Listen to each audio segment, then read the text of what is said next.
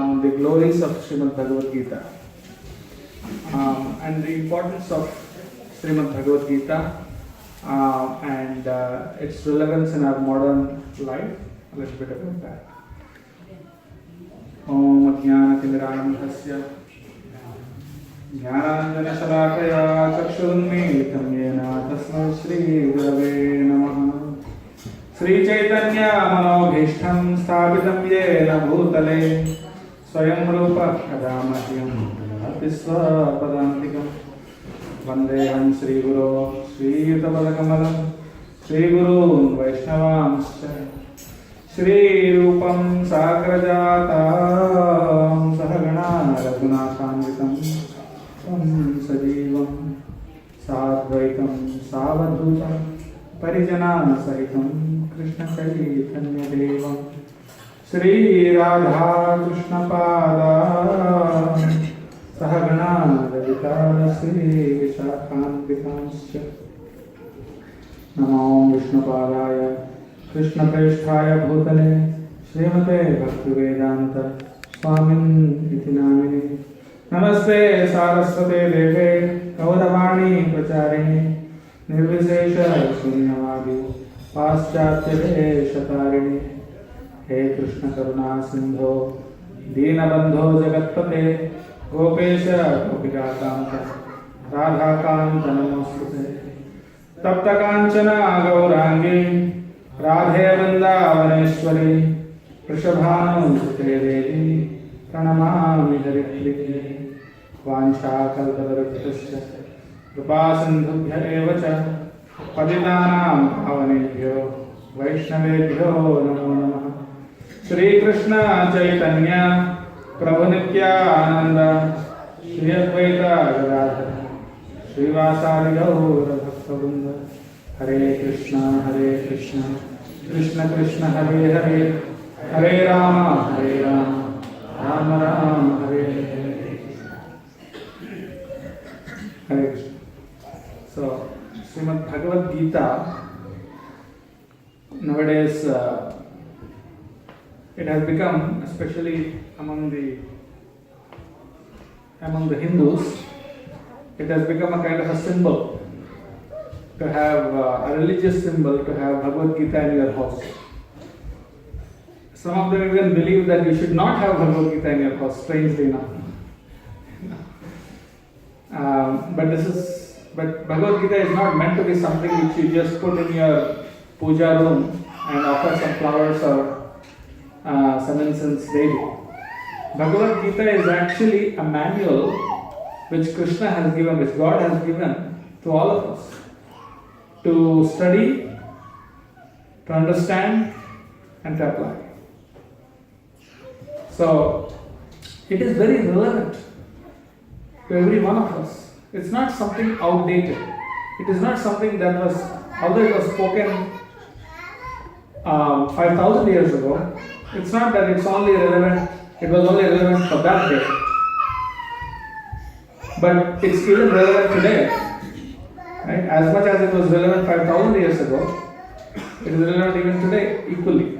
Right? Why? Because it's an eternal principle. But so let us try to understand a few things. What is Bhagavad Gita? What is the meaning of Bhagavad Gita? The word Gita actually means a song. Gita. Something which is sung. Right? It's a song. And song was sung by whom? Bhagavat. It was sung by Krishna.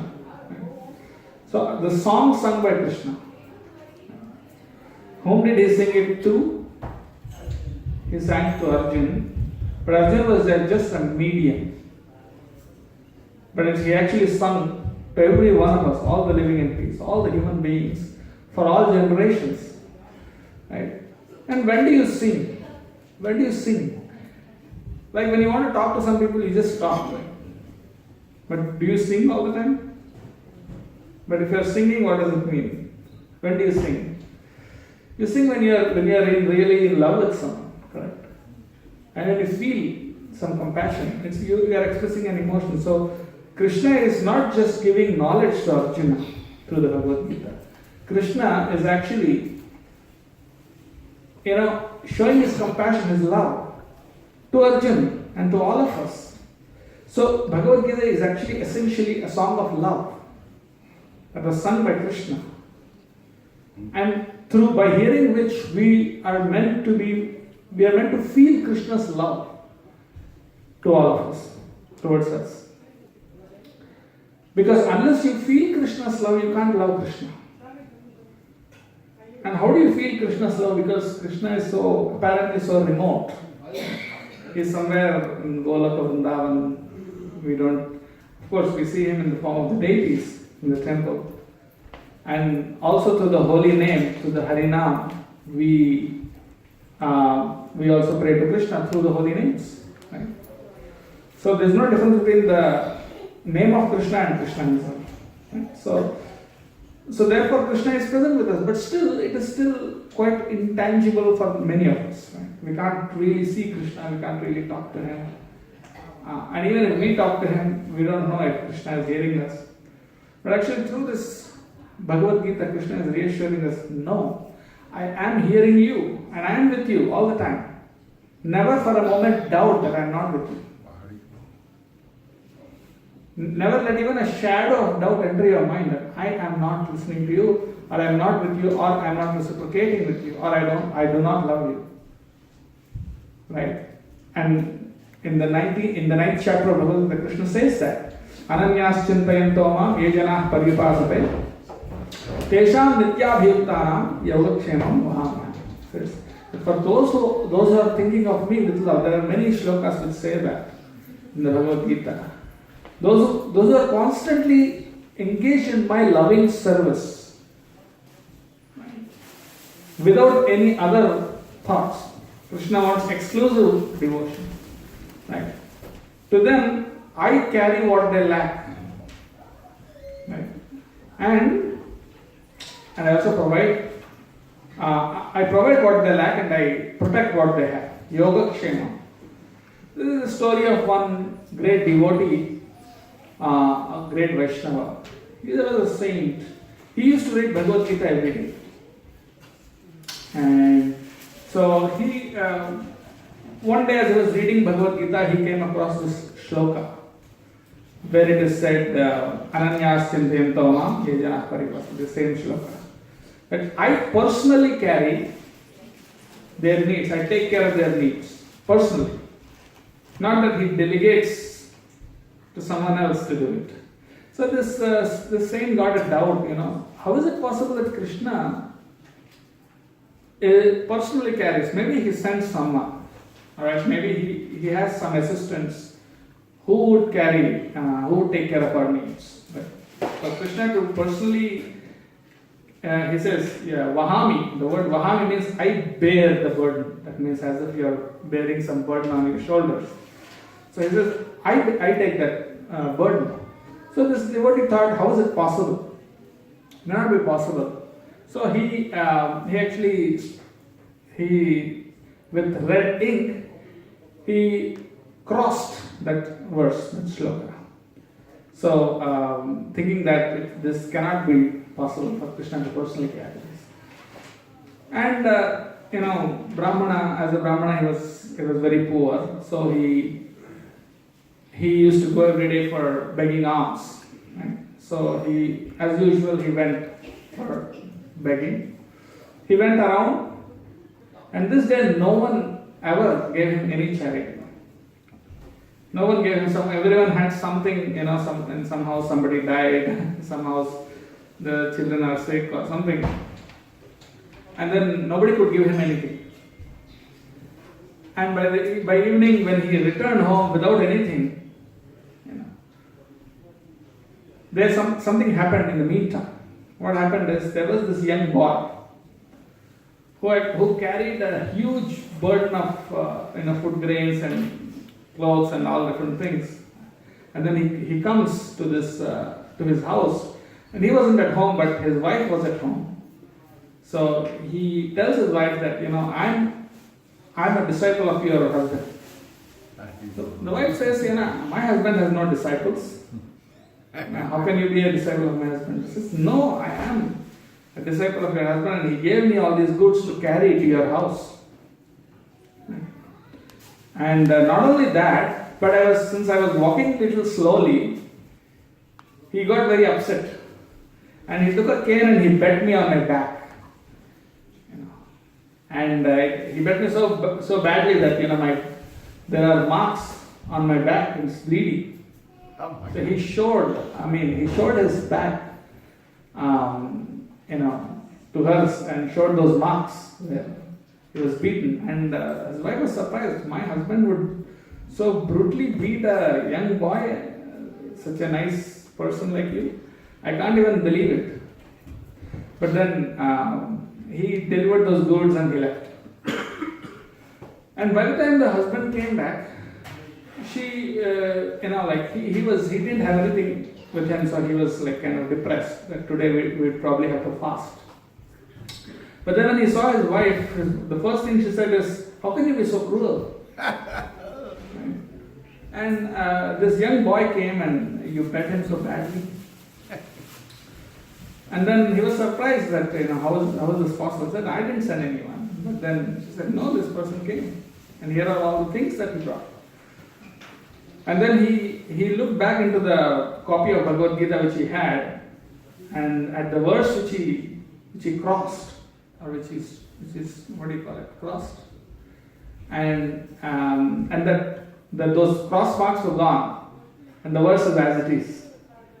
And then he understood that this person is none other than Krishna himself, who actually came to deliver whatever his needs are. So it's a fact that even today, if anyone studies the Bhagavad Gita, he gets desired benefit. But then Krishna says in the Gita, in the 4th chapter, Shraddha labhate jnanam. It means that this knowledge can be realized only if you have faith. You need to have faith. It's not theoretical. Recently I was in University of Pennsylvania. I was giving a talk to the students of the Department of Philosophy. There's a Department of Philosophy, and they were studying Hinduism, and they were studying specifically the Gita, the Bhagavad Gita. And there's a group of some 40 students I was supposed to address, and they were like quite smart. They had good questions, But the thing is, I could see that their approach to Gita was intellectual. They were trying to understand Gita from an intellectual point of view, trying to analyze it through grammar and through different commentaries and all that. But then I pointed out that even in the Gita, Krishna himself recommends that you can only understand this Bhagavad Gita if you are my devotee, if you really have faith in what I am saying, not otherwise. He says to Arjun, Bhaktosime sakhacheti rahasyam hi etaduttamam. That you are my devotee, Bhaktos, you are my devotee, and Sakhacha, you are also my friend. That's why I am giving you this knowledge. So therefore, if that means actually that if we want to understand Bhagavad Gita, we need to have a relationship with Krishna.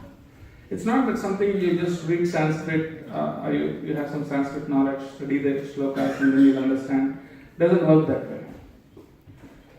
Krishna also says in the Gita, this is the most confidential knowledge. Raja Vidya, this is the king of knowledge. This is the most important of all subjects that can be studied and that can be ever be understood by a human being. Raja Vidya, out of all Vidyas, it's out of all branches of knowledge, education, this is the best. And he also says that Raja Guhyam means it's the most confidential, it's the most secret knowledge. Very confidential. But how is it confidential? Because it's printed everywhere. We are distributing these copies of Bhagavad Gita to everyone. So it's open, right? So why is it a secret? How is it a secret? Although it's available in the book form. Because even if you have the book in front of you, you can't really understand and realize it until you have faith. Right? Until you have a relationship with Krishna, until you love Krishna really. Right? And Krishna, that's the purpose of Bhagavad Krishna speaking the Gita, to give us that assurance, that faith, that Krishna is there for us. Right? All we need to do is, place our faith in Him and follow His instructions. Right? So, So, in the Padma Purana, Lord Shiva tells Parvati that Bhagavad Gita is actually not different from Krishna. Krishna and his message, there is no difference between Krishna and his teachings. So the book Bhagavad Gita itself is also equal to Krishna, is as good as Krishna himself. Right? So it says that Lord Shiva is telling Parvati that the Bhagavad Gita has 18 chapters, correct? 18 chapters. Out of which the first 5 chapters are the 5 heads of Krishna. Right? And then the next 10 chapters are the 10 arms of Krishna. And the 16th chapter, that is like totally 15, 5 heads, the first 5 chapters, and then 10 chapters, the 10 arms. So, and then the 16th chapter is his belly, his stomach. And then the 17th and 18th, the last 2 chapters are his feet. Right? So the Bhagavad Gita, each chapter of Bhagavad Gita corresponds to a particular limb of Krishna. So in that way, the Bhagavad Gita is not different from Krishna. And then Shankaracharya explains in the Bhagavad Gita, in the Gita Mahatmya, that the Bhagavad Gita is so pure that if one reads Bhagavad Gita even once in his life with proper attention, he'll never go to hell. It says, Kimanye Shastra Vistare Bhagavad Gita Kinchidadhita Ganga Jalalava Kanikapita Sakradapi Yena Murari Samarcha Kriyate Tena Yamena Na Charcha. Means that all the sinful people, everyone who does some acts of sin, they go to hell. Right? But the Vedic understanding of hell is it's not an eternal damnation. You go to hell, you suffer, and then once you get purified, you are released from hell, correct? But then this shloka says that even one has read it even once, kinchit, even a little bit of Bhagavad Gita, when someone has understood, such a person never goes to hell. Yamaraj will never discuss his file. His file is closed. So Bhagavad Gita kinchidadita, even a little bit. Ganga jala lava kanika pita. That means even if you drink one drop of Ganga water, water of river Ganga, or Sakradapi Yena Murari Samarcha, one who worshipped Krishna even once in his life. Yamaraj never discusses about him. That means he's not going to be punished. And it says, further, it goes on to say that if anyone reads, forget about understanding it, even if you read Bhagavad Gita every day, one chapter every day, what to speak of one chapter, even if you read one shloka, one verse every day, right? Not even one verse, even if you read half a verse every day. And then it goes on, not even half, if you read a quarter verse every day, then you'll go back to garden. It says, you'll attain the supreme destination you can reach. So that's the power of Bhagavad Gita. Right? And Krishna himself declares in one of the Puranas, he says, that it is with the knowledge of Bhagavad Gita that I create. It is with the knowledge of Bhagavad Gita that I maintain the universe. And it is with the knowledge of Bhagavad Gita that I destroy. And it is with the knowledge of Bhagavad Gita that I maintain the whole universe. So the knowledge of Bhagavad Gita is not ordinary. Right? So it's extremely powerful. So therefore, this being personally spoken by Krishna. We know why Ganga is so pure. The river Ganga is so pure because she originated from the feet of Vishnu. Right? Ganga, what is the place of origin? From the feet of Lord Vishnu. She goes through the heavenly planets, and through the heavenly planets she comes down to the earth planet, And where does she fall first on Earth planet? On the head of Lord Shiva. So from the heavenly planet she falls onto the head of Lord Shiva and then she comes down. So the point is that Lord Shiva is placing this water on his head. Why? Sometimes Parvati is jealous of Ganga, because Ganga and Parvati are two wives of Lord Shiva. Right? So Parvati is sometimes jealous of Ganga because Ganga is sitting on the head of Shiva, whereas Parvati is sitting on his side. But why Ganga got that special privilege? Because she came from the feet of Vishnu. Right? So the point is, Ganga is so pure because it came from the feet of Vishnu. But the Bhagavad Gita came from the mouth of Krishna. Right? So it's equally pure, if not more, right? So therefore, it's strongly recommended. Prabhupada says in the preface of Bhagavad Gita that our Krishna consciousness movement, the ISKCON movement or the Hare Krishna movement, is authentic. How do you know this is authorized? Right? This is authorized because it's based on Bhagavad Gita. It is genuine. Prabhupada, the exact words Prabhupada uses is, the Krishna consciousness movement is genuine, historically authorized, natural and transcendental, due to its being based on Bhagavad Gita. So because it is based on Gita, that's why this Hare Krishna movement is authorized. So as aspiring practitioners of this process, it's our prime duty to read Bhagavad Gita every day, even if it's a little bit.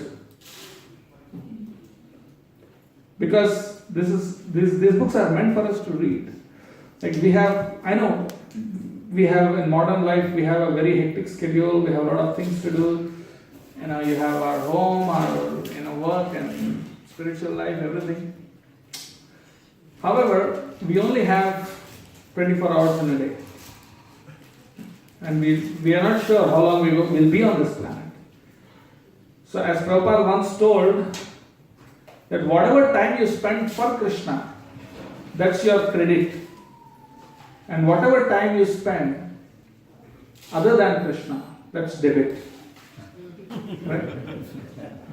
Because whatever time you spend other than Krishna, it's spent, it's gone, right? Like you have some money, you spend it, it's gone. Correct? But you take the same money and invest it in some mutual fund or some bank or something, that's going to grow. Correct? So it's like that. So the time you spend reading Bhagavad Gita is your investment, and that investment is like a permanent deposit. Even if you withdraw it, it will never go empty. Right? It's a deposit that even if you withdraw the money, it still remains. Is there a deposit like that? Is there some scheme like that? Even if you withdraw money, it still remains. But this is like that. Like whatever you do for Krishna, especially when you read Bhagavad Gita, that is a very valuable thing. So therefore, we emphasize that we are all here to for bhakti, to show our love and devotion to Krishna. But the most important way we show our love is by listening to that person. If you tell someone, "Oh, I love you really very much, but I don't have time to listen to what you say," is that person going to be happy? No. So if you really love someone, you have to give them time to listen to that person. So Krishna is speaking the Bhagavad Gita for all of us. If we want to develop our bhakti, it's very essential for us to take out some time to read Bhagavad Gita. Initially it might be a little hard, but then with practice it starts to become relishable, and you can't spend a day without reading it. So today we have this yajna, this fire sacrifice that's coming up. So as much as it is good to read the Bhagavad Gita, it is even better to distribute the Bhagavad Gita. Krishna says in the Gita itself, in the 18th chapter, he says, "Ya idam paramam guhyam mad bhakteshu abhidasyati. Bhakti mayi param krutva mame veshati asamsaya." He says that whoever gives this knowledge, distributes this knowledge to my devotees, he is very, very dear to me. He says, "There's no one more dear to me than one who distributes this knowledge to others, or one who spreads the message. There's no one more dear to me than him, than that person. Why? Because Krishna wants, that's the mission of Krishna in this world, to bring us all back to Him. Right? To reconnect. We are all sons of God. We are all sons and daughters of God. Children of God. So He wants, just as a father wants his children to come back to Him, similarly Krishna, the Supreme Father, wants all the living entities to come back to Him. And if we can assist Krishna in that mission, we can help even one person come closer to Krishna, that's the success of our life. So it's not just meant for our reading. Of course we have to read before you tell others. Practice what you preach. You can tell others to read unless you read it yourself. Right? So we have to do it first. But at the same time, if we can even tell one person, or the more the merrier, the more people we can tell about Bhagavad-gita, the better for us. The more we can please Krishna. So right now, it's an opportunity. Srila Prabhupada wanted all of us in this month, the month of December especially, to go a little bit out of our comfort zone, to try and distribute this knowledge or give as many Gitas as possible. So we have this sponsorship of that will be part of the announcements that's coming up. You can sponsor Bhagavad Gitas. So you could, there's a table outside, you'll get further information over there. And then you can participate. Those who want to do that, they can participate in this yajna. Sit around the fire here. You'll all each get a plate, and you can offer things in the fire. And you'll also get a bag of gifts, 3 or 4 different gifts. So, and then you'll get number of copies of Bhagavad Gita. Either you can take it home with you can give it to your friends free of cost, or we can distribute those copies on your behalf. Either way. So this is we have these 3 different categories. We have one for 501 with 50 copies of Gita, 251 with 25 copies, and 108 for 10 copies. And you'll also get a special gift, calendar, Harinam Chadar, and a lot of other stuff. So this is really the best gift you can give. You can give so many other things, but the best gift is the gift of knowledge, the gift of Bhagavad Gita. So, at this moment, I'd invite all of you to please come forward, and so these are 3 categories which I mentioned. So, is anyone here willing to do that? So, to take any one of the sponsorships, you can, either you can tell me right now, immediately after this, or you can go outside and meet the person on the table. Thank you. If anyone has any questions based on what we discussed, you can ask me and take 1 or 2 questions. I just said that in the last slide, Yadam Karmam Bhaktesh Avilashi, right? You have to explain to the devotees. Right? He told to the devotees, not to everybody, right? So we are going on giving to everybody. So how is what is the Krishna meant for when he says Bhaktesh? So his question is, according to the verse, one who gives the knowledge of Gita to my devotees, he is the dearmost person to me. But then when we give Bhagavad Gita or when we preach, we don't just tell the devotees, we tell everyone. If anyone is willing to accept what you are saying, even a little bit, that faith itself is the beginning of devotion. Bhakti starts with Shraddha. According to Rupa Goswami, there are 9 different stages of Bhakti. And the first stage is Shraddha, Adav Shraddha, means faith. So if someone has even a little bit of faith in what you are saying, that faith itself is a form of devotion. He is a devotee already. It's because he has some faith in what you are saying. So therefore, so we are willing to give this knowledge to anyone who is willing to accept it. Unless someone really doesn't like it or really doesn't want or is against it, then we don't disturb them. But the vast majority of people are really, they do believe in God, they do. So, we have to give them the opportunity on behalf of Krishna to for them to understand the Gita. Yeah. And in the higher sense, of course, everyone is a devotee. Originally, the soul is a pure devotee of Krishna. The soul in its pure form is a devotee. Right? So therefore, that is of course a very high vision. But at least we can say the name who has faith, he is a devotee already. Thank you. Any other questions? Yes? Teacher, I'm embarrassed. I've been coming here for 30 years. 5 of my closest friends and associates been here with me. Been here to take a shout out, to even give me their views, thoughts, and opinions and comments about the temple, about the music, transcendental part that actually quiets their spirit down. I recently moved to another part of town in the middle of the year. All my belongings in storage have been canceled and all because the expenses got to be a little bit too much for me every month. And not being able to navigate the movers, which was a couple of my nephews to get together with me, to get my belongings and take them where I live now. So I have no access to all of my material possessions, and especially the literature that I have. I say I'm embarrassed for the second time because I'm not able to afford monetarily what's expected as far as like sponsorship. However, though I'm willing, I want to be a part of that.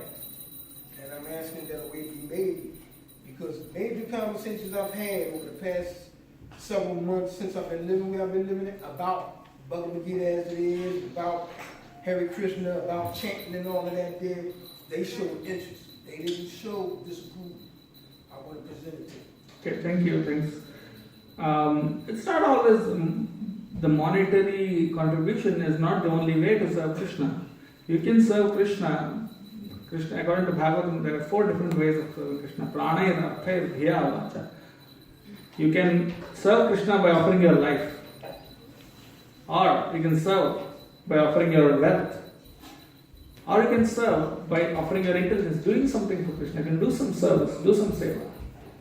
Or at least the minimum we can do is just tell someone about Krishna. Okay, this is a good thing. He's trying to, just please consider accepting this process or understanding this process. So that's also a way we can serve. We could do, there are different ways we can serve Krishna. And if someone is blessed with some ability, he can use that particular ability in service of Krishna. Krishna gives a wide variety, Krishna gives wide options, wide number of options for us to do that monetarily. You can always come, you can chant, tell your friends, bring people. If you can, try and see if you can do some seva, some service. There are different ways you can do it. Right? Thank you. Alright, so thank you very much. So I seek blessings of everyone that I may be able to read Bhagavad Gita every day. And I would again strongly encourage everyone to please, even if it's one shloka, please do read it. And on this auspicious day of Gita Jayanti, you can seek the blessings of Krishna. Hare Krishna. Srimad Bhagavad Gita ki Jai.